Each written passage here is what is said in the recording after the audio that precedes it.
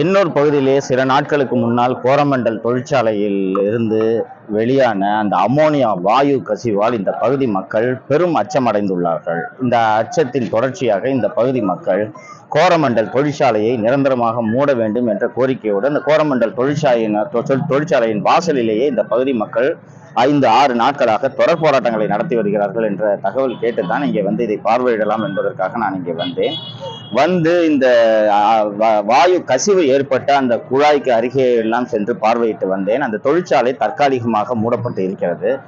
இந்த தொழிற்சாலை நிர்வாகம், குறிப்பாக கோரமண்டல் நிர்வாகம், அந்த வாயு கசிவு ஏற்பட்ட இரவு 11 மணிக்கு அந்த நேரத்தில் மாவட்ட நிர்வாகம் 2-3 மணி நேரங்களுக்கு பிறகு மாவட்ட நிர்வாகமும் காவல்துறையும் வந்து உதவி செய்திருக்கிறதே ஒழிய இந்த தொழிற்சாலை நிர்வாகம் இந்த பாதிக்கப்பட்ட மக்களின் அச்சத்தை போக்குவதற்கோ இவர்களுக்கு ஒரு ஆதரவை தருவதற்கோ இந்த தொழிற்சாலை நிர்வாகம் எந்த விதமான நடவடிக்கையும் எடுக்கவில்லை என்பதை இந்த பகுதி மக்கள் தங்களது வருத்தங்களாக தெரிவிக்கிறார்கள்.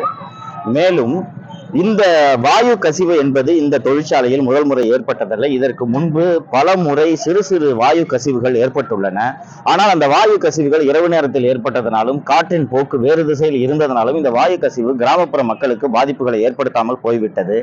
இந்த முறை இரவு 11:30 மணிக்கு சரியாக இந்த வாயு கசிவு ஏற்படக்கூடிய அந்த நேரத்தில் அந்த பகுதியில் தொழிற்சாலை டியூட்டி முடிந்து வந்திருக்கக்கூடிய பணியாளர்களில் சிலர் அங்கே அந்த வாயு கசிவை வீடியோ எடுத்ததோடு மட்டுமல்லாமல் அருகாமையில் இருந்த அந்த கிராம மக்களை வீடுகளின் கதவுகளை இரவு நேரத்தில் தட்டி நீங்கள் இங்கிருந்து வெளியேறுங்கள் என்று சொன்ன பிறகு அதன் பிறகு மாவட்ட நிர்வாகத்துக்கும் காவல்துறைக்கும் தகவல் கொடுக்கப்பட்ட பிறகு கிட்டத்தட்ட ஒரு 2 மணி நேரத்துக்கு பிறகு இந்த பகுதி மக்கள் அப்புறப்படுத்தப்பட்டு வேறு இடங்களுக்கு அழைத்து செல்லப்பட்டு இருக்கிறார்கள்.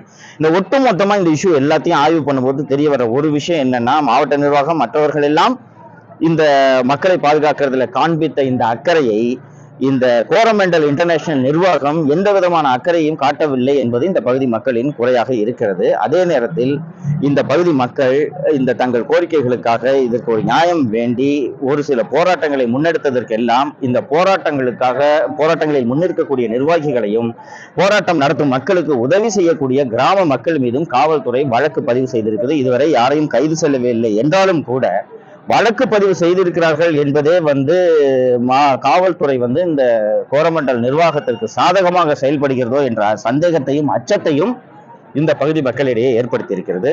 இதன் காரணமாக அரசாங்கம் உடனடியாக தலையிட்டு கோரமண்டல் நிர்வாகத்தை இறங்கி வர செய்து இந்த பகுதி மக்களின் அச்சத்தை போக்கினாலே ஒழிய இப்பகுதி மக்கள் கோரமண்டல் நிர்வாகத்தை செயல்படுவதற்கு விடமாட்டார்கள் என்பதுதான் இன்றைய நிலைமையாக இருக்கிறது. மீண்டும் ஒரு ஸ்டெர்லைட் உருவாகாமல் தடுப்பதற்கான நடவடிக்கைகளை அரசாங்கம் எடுக்க வேண்டும் என்பதை இந்த நேரத்தில் தெரிவித்தார். ரொம்ப அழகா சொல்றீங்க. நான் வேறு யாருக்கிட்ட நம்ம கோரிக்கை வைக்க முடியும்? அரசாங்கத்துக்கிட்ட தான் கோரிக்கை வைக்க முடியும். ஸோ ஒரு புறம் மக்களை காப்பாற்றுறோம், மக்களுக்கு உத்தரவாதங்களையும் ஒரு புறம் அளித்து விட்டு மற்றொரு புறம் போராடும் மக்கள் மீதும் இந்த அரசாங்கம் வழக்கு போட்டு கொண்டிருக்கிறது என்றால் நிச்சயமாக மக்களுக்கு இவர்கள் மீது நம்பிக்கை இழப்பார்கள். சோ இந்த பிரச்சனையை ஒரு முடிவுக்கு கொண்டு வரணும். இன்னொரு ஸ்டெர்லைட்டாக இதை மாறுவதற்கு அரசாங்கம் அனுமதிச்சு கொண்டு இருந்துச்சுன்னா பெரும் சிக்கல் இந்த பகுதியில் உருவாகும். இங்க இந்த அமோனியா கேஸ் லீக் நடந்த பிறகு பார்த்தா அந்த கரை ஒதுங்கிய மீன்கள், செத்து கிடந்த மீன்களோட வீடியோ எல்லாம் நீங்களும் பார்த்திருப்பீங்க, நானும் பார்த்தேன்.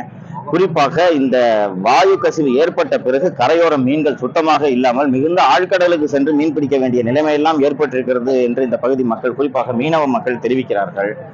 அரசாங்கம் உடனடியாக இந்த பகுதியில், அதாவது ஃபர்ஸ்ட் நான் என்னோட ப்ரையாரிட்டி மக்களை பாதுகாக்கணும், ஃபர்ஸ்ட் மக்கள் தான் பிரதானம். ஸோ அந்த மக்கள் இந்த பகுதியில் வாழணும்னா மீன் வளம் இருக்கணும். மீன் இல்லைன்னா எதுக்காக அவங்க இந்த வாயுக்கு நடுவில், நச்சு காற்றுக்கு நடுவில் குடியிருக்க போறார்கள்?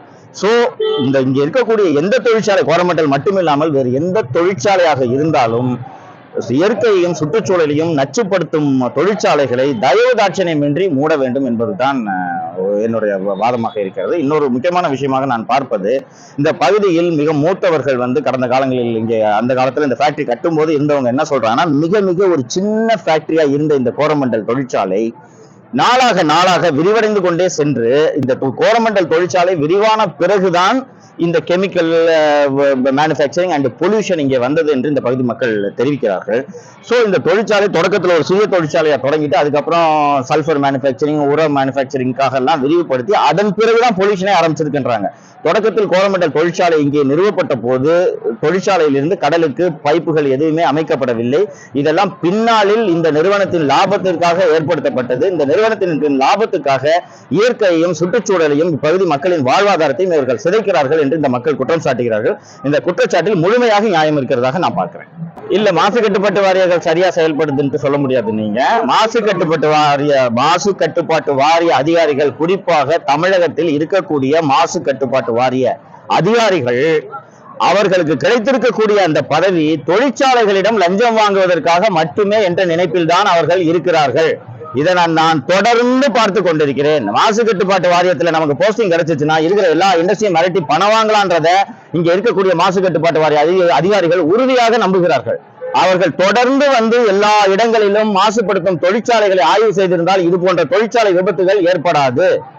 அதனால மாசு கட்டுப்பாட்டு வாரிய அதிகாரிகள் லஞ்சம் வாங்குறதை தவிர வேறு எந்த வேலையும் செய்யறதில்லை என்றதாங்க என்னோட குற்றச்சாட்டு. பாதகம் செய்பவரை கண்டால் நாம் பயங்கொள்ளலாகாது பாப்பா, மோதி மிதித்து விடு பாப்பா, அவர் முகத்தில் உமிழ்ந்து விடு பாப்பா.